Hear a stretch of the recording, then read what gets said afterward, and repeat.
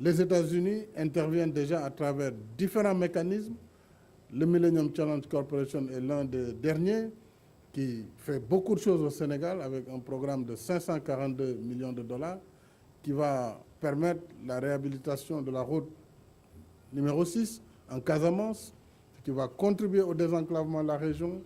Dans le nord, la route du nord, mais aussi la cuvette d'Ingalanka pour l'aménagement de 10 000 hectares et l'accroissement de la productivité agricole. De manière générale, le Corps de la paix, l'USAID, bref, tous les instruments de soutien à la coopération devront permettre de booster les relations déjà bonnes au plan politique, mais au plan économique, cette visite, je suis certain, va donner un tonus nouveau dans nos relations. Jessica. Je vous remercie, Monsieur le Président. Vous avez dit que la décision de la Cour suprême sur la loi Doha était une victoire pour tous qui veulent une égalité de la justice en vertu du droit. Mais cela crée des problèmes pour les États qui ne reconnaissent pas les mariages entre personnes de même sexe. Maintenant, c'est à vous que la décision incombe. Est-ce que vous allez faire en sorte que les prestations fédérales, telles que la sécurité sociale, soient accordées à tous les couples où qu'ils habitent? Et pouvez-vous parler de la nature historique des décisions d'hier? Est-ce que vous avez demandé au président Sall que l'homosexualité soit dépénalisée au Sénégal? Monsieur le président Sall, je me permets de vous remercier de votre hospitalité. Vous avez dit que vous embrassez la démocratie et la liberté. En tant que nouveau président de ce pays, est-ce que vous allez œuvrer pour dépénaliser l'homosexualité dans ce pays? Puis-je vous demander cette question à vous deux? Encore une question, parce que le monde nous regarde, parce que le président Mandela est dans une situation très fragile. Maintenant, puis-je vous demander de parler de son héritage et ce qu'il représente pour vous tous? Eh bien, tout premièrement, je pense que la décision de la Cour suprême hier était non seulement une victoire pour la communauté LGBT, mais je crois que c'était aussi une victoire pour la démocratie américaine. Je crois que l'essentiel de notre identité en tant qu'Américains se trouve ce concept fondamental en vertu duquel nous sommes tous égaux devant la loi. Nous croyons en l'équité fondamentale. Et je crois que la décision d'hier signifie la chose suivante. Il s'agit d'une étape de plus pour faire en sorte que ces principes fondamentaux s'appliquent à tout le monde.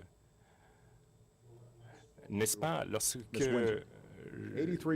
j'ai parlé à Mme Windsor, qui a 83 ans, et j'ai pensé aux 40 années de sa relation et de son partenaire qui est maintenant décédé, et elle qui a vécu assez longtemps pour voir ce jour, grâce auquel sa relation a constitué le moyen de faire en sorte que plus de personnes voient leurs droits reconnus, et cela est un témoignage de l'amour, de l'engagement qu'ils avaient pris. Et ça, c'était unique. Cela est un microcosme de ce que cela représente pour des familles et des enfants dans toute l'Amérique. Je crois que l'Amérique a pu être fière de ce jour. Bien. Comme vous l'avez dit, il y a toutes sortes de ramifications qui en découlent, car la Cour suprême n'a pas pris une décision qui s'applique sur le plan national, mais cela a tout simplement permis aux États de reconnaître la dignité entre personnes de même sexe, et en outre, le gouvernement fédéral peut nier les décisions de ces États. Nous devons maintenant analyser toutes les dispositions fédérales. Bien que nous n'ayons pas préjugé du résultat, j'ai demandé néanmoins à mon conseiller juridique à la Maison-Blanche de coopérer avec tous les juristes des ministères pour voir quelles seraient les dispositions, les statuts qui seraient concernés et quelles en seraient les conséquences pour nous sur le plan administratif, à savoir pour appliquer cette règle en vertu de laquelle les prestations fédérales s'appliquent à tous les couples mariés. Mais ce qui est vrai, c'est qu'il y a encore beaucoup d'États qui ne reconnaissent pas cela, et la Cour suprême va laisser le choix aux États de prendre ces décisions et nous allons procéder à une analyse juridique des conséquences. Pour ma part, je pense personnellement, et je m'exprime en tant que président et non en tant que juriste,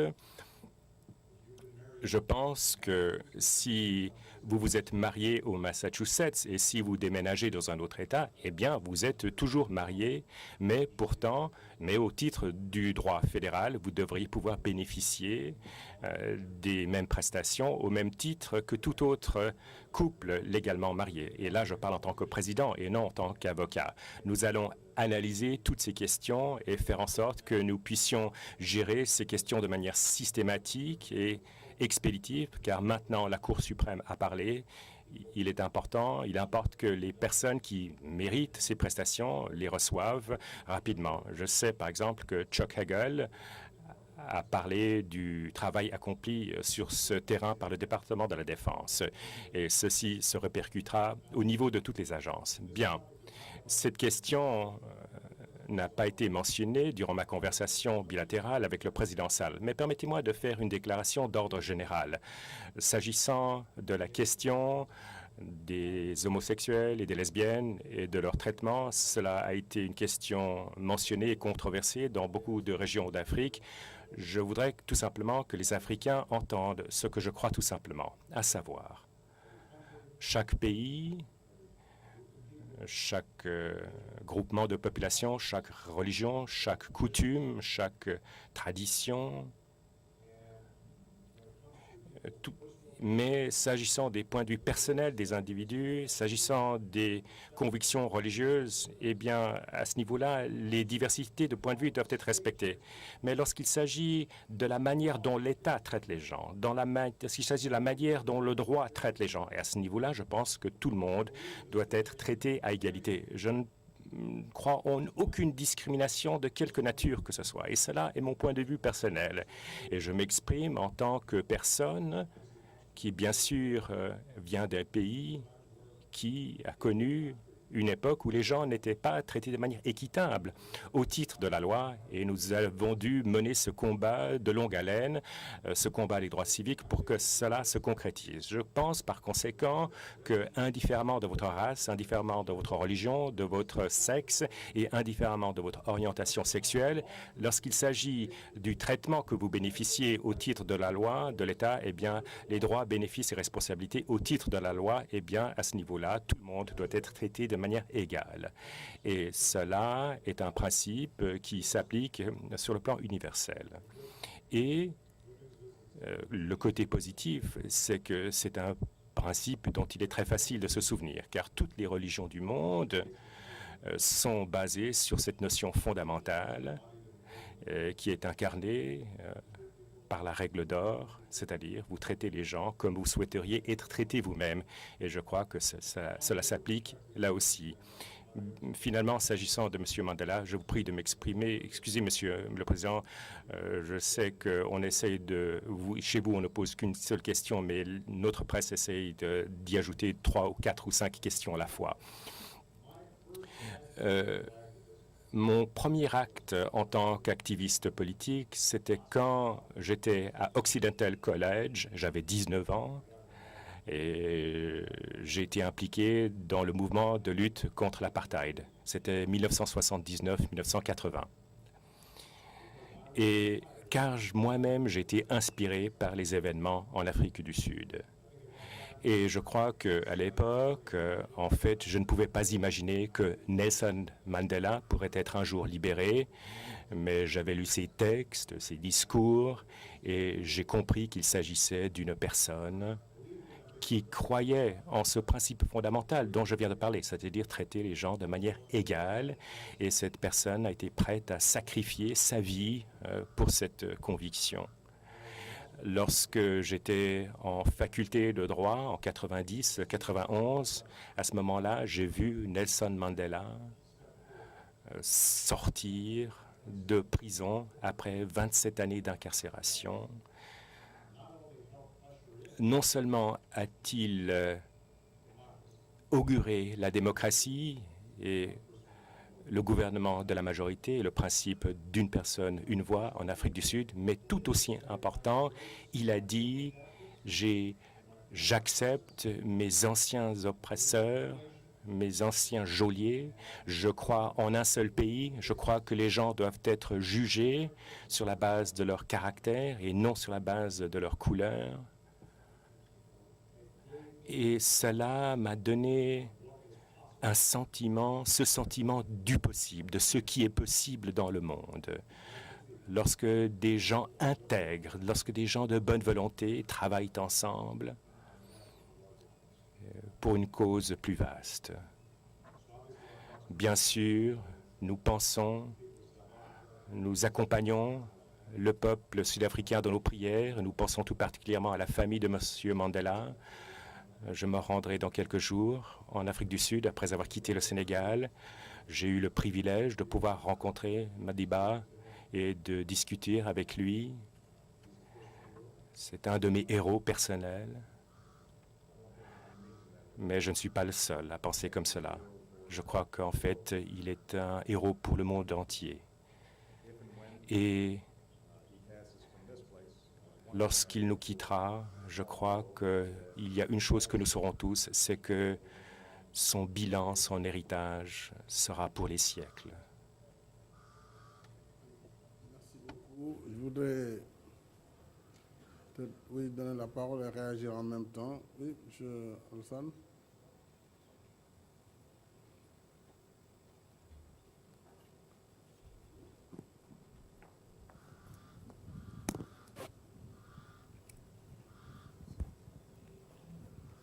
Bonjour, Monsieur le Président. Alassane Samba Diop, directeur de la RFM. Moi, je voudrais poser une question par rapport au contexte sous-régional. Le président Barack Obama est venu ici. Savoir si cette question a été abordée entre les deux présidents et que faut-il retenir de cela. L'autre question, les États-Unis interviennent pas militairement, mais on envoie spécial en Casamance. Est-ce que les processus de paix en Casamance ont été évoqués entre les deux présidents? Merci. Je vous remercie. Monsieur le Président.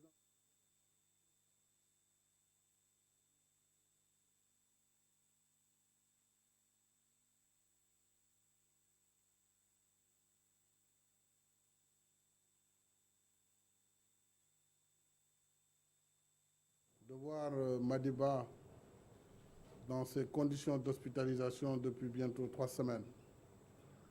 Mon rêve le plus essentiel pour lui aurait été de souhaiter qu'il termine le siècle, qu'il termine ses 100 ans. Mais je crois que Mandela a donné un exemple pour le monde entier. Et pour nous, leaders politiques, je crois que nous devons beaucoup nous inspirer de son humilité et de sa capacité de renoncement, mais aussi de sa grandeur et du pardon qu'il a pu donner comme modèle. Je pense que le président Obama l'a dit, c'est plus qu'un idole pour nous tous. En tout cas, nous prions pour qu'il recouvre la liberté, parce que même s'il n'est plus là, nous devrions toujours nous inspirer de sa pensée et de son comportement pour que d'abord l'Afrique du Sud continue à être une nation arc-en-ciel, mais que les leaders du monde entier puissent s'inspirer de son exemple. Sur la question de l'homosexualité, Monsieur le Président, vous avez fait un long développement et vous avez dit quelque chose d'essentiel. Il y a des principes généraux que toutes les nations peuvent partager. C'est le respect de la personne humaine, c'est la non-discrimination. Mais ces questions, fondamentalement, sont des questions de société. Et qu'il ne saurait y avoir un modèle fixe, applicable pour toutes les nations, pour tous les pays. Il l'a bien dit, nous avons des cultures différentes, des religions différentes, des traditions différentes. Et même dans les pays où cela est aujourd'hui appliqué, la dépénalisation, le mariage homosexuel, les avis ne sont pas partagés. Le Sénégal, pour ce qui le concerne, est un pays tolérant qui ne fait pas de discrimination en termes de traitement sur les droits inaliénables de la personne. On ne dit pas à quelqu'un tu ne seras pas recruté parce que tu es un homosexuel. Tu n'as pas accès à tel emploi parce que tu as une orientation sexuelle autre. Mais on n'est pas prêt à dépénaliser l'homosexualité. Je l'ai dit déjà en Conseil des ministres, c'est l'option du Sénégal pour le moment, mais tout en respectant les droits des homosexuels. Et nous n'avons pas, pour l'instant, nous ne sommes pas disposés à lever cette disposition de la loi. Ce qui ne veut pas dire que nous sommes homophobes. Mais il faut que la société absorbe ces questions, qu'elle prenne le temps de les traiter sans qu'il y ait une pression ou une force à appliquer par rapport à ces questions. C'est comme la peine de mort. C'est des questions que chaque pays traite. Chez nous, nous l'avons abolie depuis longtemps. Dans d'autres pays, cela s'impose parce que la situation du pays l'exige. Et nous respectons en fait le choix de chaque pays. Mais soyez rassurés, le Sénégal est un pays vraiment de liberté et les homosexuels ne sont pas pourchassés. Mais pour le moment, il faut aussi qu'ils respectent le choix des autres Sénégalais. Et surtout, nous avons des questions en discussion aujourd'hui sur l'adoption, par exemple, des enfants. C'est un débat, même au sein du gouvernement, très actif. L'Assemblée nationale va prendre le relais. Donc, ce sont des questions qu'il faut laisser à la société. Elle régulera en fonction de l'évolution des mentalités, en fonction, évidemment, de ce que les gens considéreront comme acceptable ou pas acceptable. Donc, sur ce plan, c'est ce que je voulais dire.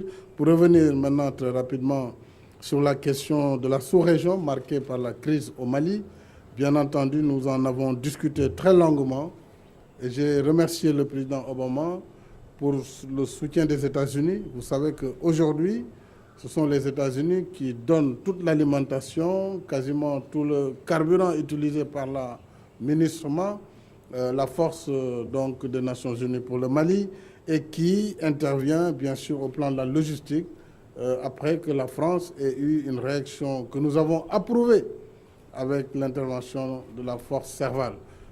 Nous avons travaillé aussi à développer un modèle de coopération. Le Sénégal coopère beaucoup avec les États-Unis au plan militaire et nous souhaitons, compte tenu de la permanence de cette menace globale du terrorisme, mais également des autres fléaux comme la drogue dans la sous-région, la traite des personnes, la circulation des armes et le piratage, nous avons souhaité et retenu de poursuivre la coopération et nos gouvernements, nos services respectifs vont poursuivre en tout cas ces consultations afin d'arriver à une plus grande efficacité pour les forces africaines, puisque je pense qu'il est temps aussi que l'Afrique règle les problèmes sur le théâtre africain. Pour ça, nous avons besoin du soutien des États-Unis en termes de capacité, en termes de matériel, en termes d'entraînement. Mais nous serons prêts pour faire face. Et le Sénégal continuera à fournir des soldats pour le maintien de la paix dans le monde. Il l'a dit, nous sommes présents aujourd'hui dans plus de 5 pays avec plus de 2000 soldats et nous pourrons monter en puissance si nous avons l'accompagnement nécessaire. Voilà, Monsieur le Président. Et pour terminer, la Casamance, bien sûr, nous l'avons évoqué. Je l'ai remercié aussi pour l'intérêt porté par les États-Unis sur la résolution de ce conflit. Il m'a encouragé dans les efforts de paix. Et j'ai sollicité également la contribution américaine dans les projets de développement, puisque l'une des réponses face à cette crise, c'est également de donner une perspective économique. Il faut la réconciliation, il faut la réinsertion, il faut le développement durable en Casamance. Et sur toutes ces questions, nous avons discuté. Et je remercie le président pour l'intérêt qu'il porte au Sénégal et à la Casamance. Thank you. Major. Monsieur le Président, Monsieur le Président Sall, nous vous remercions de votre hospitalité. Nous sommes très heureux dans votre pays. Monsieur le Président Obama, 2 sujets. S'agissant de vos commentaires concernant l'égalité, Pouvez-vous nous donner votre réaction viscérale par rapport à la décision de la Cour suprême? Qu'allez-vous faire? S'agissant de l'affaire Snowden, il y a beaucoup de développements. On nous fait savoir qu'il pourrait avoir un sauf-conduit pour l'Équateur. Est-ce que vous allez utiliser des actifs militaires pour intercepter M. Snowden s'il quitte un jour la Russie pour chercher sauf-conduit vers un autre pays? Est-ce que vous avez parlé avec le président Xi de Chine ou le président Poutine personnellement? Dans le cas contraire, pourquoi? Et quel est votre niveau de frustration ou de colère compte tenu de la défiance et de l'indifférence russes qui ont totalement compliqué le dossier de M. Snowden et qui a donné lieu à un jeu international de chat et la souris, et cela vire presque à la farce. Permettez-moi de parler tout d'abord de la question de la loi sur le vote. La loi sur le droit de vote dont les paragraphes 3, 4 et 5 sont les éléments qui donnent du pouvoir politique aux Afro-Américains qui débouchent sur tout un ensemble d'autres mesures pour faire en sorte que l'Amérique soit un pays plus juste et plus égalitaire. Et cela était la pierre angulaire. Et la culmination d'années de combats, de douleurs, de larmes et parfois de décès. Peut-être ne serais-je pas ici en tant que président sans le combat de ceux qui ont lutté pour faire voter cette loi sur le droit de vote. Je crois que la Cour suprême s'est trompée dans cette décision, mais cette décision existe, elle est là. Je crois que la Cour suprême n'a pas reconnu à quel point la suppression du vote constitue toujours un problème dans le pays et qu'il est logique que l'on mette en place des mécanismes veillant à ce que l'on contrôle, à ce que l'on lutte contre les pratiques et procédures qui pourraient rendre plus difficile le vote pour des personnes dans des régions où il y a eu dans le passé de la discrimination. Et une des raisons étant majeure, c'est que bien que l'on puisse toujours déposer plainte s'il y a discrimination, si vous n'avez pas les structures des sections 3, 4 et 5 en vigueur en amont, eh bien, le problème pourrait être terminé avant que la plainte ne soit déposée ou avant qu'il n'y ait de décision de justice. Donc, il pourrait être trop tard. Cela dit, la Cour suprême a tranché. Le Congrès ne peut pas invalider cet aspect spécifique de cette décision. Mais la chose positive, c'est qu'il y a d'autres solutions potentielles. Et le remède potentiel, c'est de faire en sorte tout simplement que tout le monde dans le pays puisse voter. C'est-à-dire, partout dans le pays, il faut éviter qu'il y ait des files d'attente de 7 heures. Il faut éviter qu'il y ait des mécanismes en vigueur compliquant la possibilité de voter pour les populations. Au contraire, nous devrions nous doter de mécanismes qui simplifient le vote. Et cela relève des pouvoirs du Congrès. Le Congrès n'a pas besoin de cibler ou d'identifier une juridiction particulière. Le Congrès peut désormais décider que, indifféremment de votre lieu d'habitation, il y aura diverses règles qui s'appliqueront aux élections. Car, comme vous le savez, juste après l'élection, nous avions constaté certains de ces problèmes. Je donnais ordre à un de mes conseillers, Bob Bauer, de coopérer avec un conseiller de M. Mitt Romney, de travailler ensemble pour faire en sorte que le vote soit plus facile pour la population. Je sais que chaque fois que l'on aborde cette question du droit de vote, inévitablement, il y a des pensées partisanes qui occupent les pensées des gens quant à savoir qui en profitera, qui en sera désavantagé. Mais à la lueur de ces décisions de la Cour, je pense que nous pouvons tous être d'accord sur le fait que les gens doivent avoir le droit de voter. Il ne doit pas y avoir de restrictions quant au vote. Il ne doit pas y avoir tout un ensemble d'obstacles avant de voter et il devrait y avoir une certaine uniformité en ce qui concerne l'application de cette règle. C'est la pierre angulaire de notre démocratie. C'est ce qui permet à notre démocratie de fonctionner. Et j'ai hâte de travailler avec les démocrates et les républicains de manière non partisane pour faire en sorte que si vous êtes citoyen des États-Unis d'Amérique, vous pouvez voter, vous, sans connaître tout un ensemble d'obstacles, indifféremment de votre race ou de votre affiliation politique. Bien, s'agissant de M. Snowden, nous avons lancé, par le biais du ministère de la Justice, une demande très claire, au début auprès de Hong Kong et ensuite auprès de la Russie, déclarant que nous souhaitons l'extradition de M. Snowden et nous suivons les canaux juridiques ordinaires qui sont invoqués lorsque nous souhaitons une extradition. Je n'ai pas appelé personnellement le président Xi ou le président Poutine personnellement, la raison étant que, justement, premièrement, je ne devrais pas avoir à le faire. Il s'agit d'une question qui est gérée de manière routinière entre responsables de l'application de la loi dans les deux pays. Et cela n'est pas exceptionnel sur un plan juridique. Deuxièmement, nous avons beaucoup de dossiers en commun avec la Chine et la Russie et je ne vais pas faire en sorte qu'un seul dossier concernant un seul suspect que nous souhaitons extrader, que ce dossier soit élevé au niveau où je sois obligé de marchander sur tout un ensemble d'autres dossiers, tout simplement pour faire en sorte qu'un individu soit extradé pour qu'il puisse être confronté à l'appareil judiciaire aux États-Unis. Je comprends pourquoi cette affaire est fascinante pour la presse. Je suis sûr qu'on en fera un téléfilm un jour ou l'autre.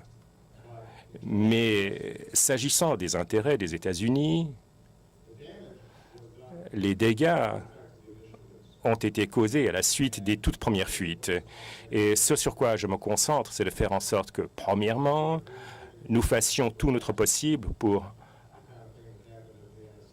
empêcher que ne se reproduise ce qui s'est passé au niveau de la NSA, car actuellement, nous ne savons pas quels étaient effectivement les mobiles de M. Snowden, outre ce qu'il a dit en public. Je ne vais pas préjuger du dossier, mais cela démontre qu'il y a des vulnérabilités importantes au niveau de la NSA et ces vulnérabilités doivent être résolues, premièrement. Deuxièmement, je veux faire en sorte que nous nous dotions d'un débat sain et vigoureux aux États-Unis en ce qui concerne l'équilibre entre la sécurité et le respect de la vie privée, car ces programmes qui, je crois, rendent l'Amérique plus sûre, je crois que ce sont des programmes qui trouvent ce juste équilibre, mais à présent, cela donne lieu à beaucoup de questions au niveau de la presse et auprès du public américain. Et je veux faire en sorte que tout le monde, c'est-à-dire le Congrès, les faiseurs d'opinion, et je veux faire en sorte aussi que les responsables du Congrès sachent que les lois sont respectées. Il faut savoir qu'il y ait un contrôle et les Américains ne veulent pas qu'il y ait un grand frère, un Big Brother, qui s'intéresse à tout ce qu'ils font. Mais je crois que l'on peut avoir un débat public très vigoureux pour faire en sorte que cela se concrétise. Je veux veiller à ce que les règles d'extradition soient respectées. Bien, nous n'avons pas de traité d'extradition avec la Russie, cela complique la situation. Il n'est pas nécessaire d'avoir un traité d'extradition pour régler certaines de ces questions. Il y a eu des conversations utiles qui ont eu lieu entre le gouvernement américain et le gouvernement russe. Et ce que je continue d'espérer, c'est que la Russie ou d'autres pays qui pourraient accorder l'asile à M. Snowden, je voudrais que ces pays reconnaissent le fait qu'ils font partie de la communauté internationale. Il faut que ces pays respectent le droit international et nous allons continuer de mener ces efforts auprès de ces pays en ce sens. Et toute dernière question. Non, je ne vais pas envoyer des avions à réaction pour arrêté un hacker, un pirate informatique de 29 ans. En fait, ce que je dis, c'est que il dispose de ces documents, il a divulgué certains de ces documents, pas tous, mais les dégâts occasionnés portent essentiellement sur l'existence, sur le fait même de certains de ces programmes. À présent, nous ne savons pas encore quels autres documents il souhaite révéler. En revanche, ce dont j'ai confiance, c'est que notre mode de gestion de ces programmes respecte les lois votées par le Congrès. Il y a le contrôle des tribunaux FISA qui est en vigueur et nous essayons de déclassifier autant de documents que possible pour faire en sorte que le peuple américain et nos partenaires internationaux aient confiance en notre mode d'opération. Je suis toujours préoccupé par ces autres documents qu'ils pourraient avoir. C'est notamment pourquoi nous souhaitons faire en sorte que M. Snowden soit appréhendé.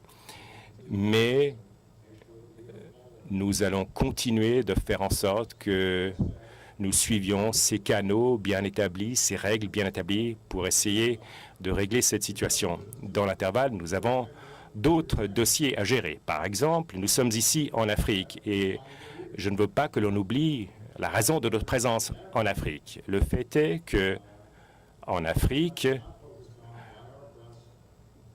l'Afrique ne fait pas toujours l'objet de la concentration de notre presse ou de nos dirigeants au pays, sauf s'il y a une crise. Et la raison pour laquelle nous souhaitons nous concentrer sur le Sénégal et l'Afrique, en premier, c'est de faire en sorte que les gens comprennent qu'il y a un potentiel énorme.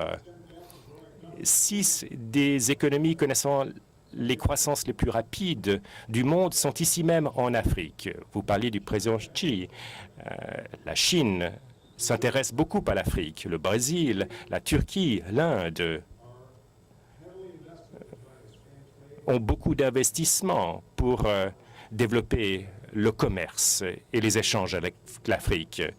Nous avons des intérêts de sécurité économique. Il y a des pays critiques comme le Sénégal qui ont des démocraties pérennes, une paix durable depuis de nombreuses années. Ce sont des pays qui veulent s'associer avec nous. Ce sont des pays qui font des sacrifices, notamment au Mali, pour assurer la stabilité régionale. Pour ma part, je pense qu'il ne faut pas oublier l'essentiel. La raison pour laquelle je suis venu en Afrique, c'est dû au fait que l'Afrique monte, se développe et qu'il relève des intérêts des États-Unis, pas que des intérêts de l'Afrique, il relève des intérêts américains de ne pas rater cette opportunité de renforcer, d'approfondir ces partenariats potentiels qui existent ici. Il va s'agir d'un continent qui avance, c'est un continent jeune qui est en plein essor et plein d'énergie. Et c'est la raison pour laquelle beaucoup de pays du monde y consacrent beaucoup de temps. Sur le plan historique, nous avons apporté beaucoup d'aide au développement en Afrique, de l'alimentation, des médicaments, mais ce que je souhaite que nous fassions maintenant, c'est que l'on change de paradigme maintenant. Maintenant, nous devons nous concentrer sur le commerce, le développement, les partenariats. Et en fait, nous allons des bénéficiaires et non seulement des donateurs dans le cadre de la relation avec l'Afrique. Et c'est justement ce qui intéresse le président Sall. Oui, c'était une réponse très longue. Vous posez des questions très intéressantes. Nous vous remercions de votre présence. Bon séjour.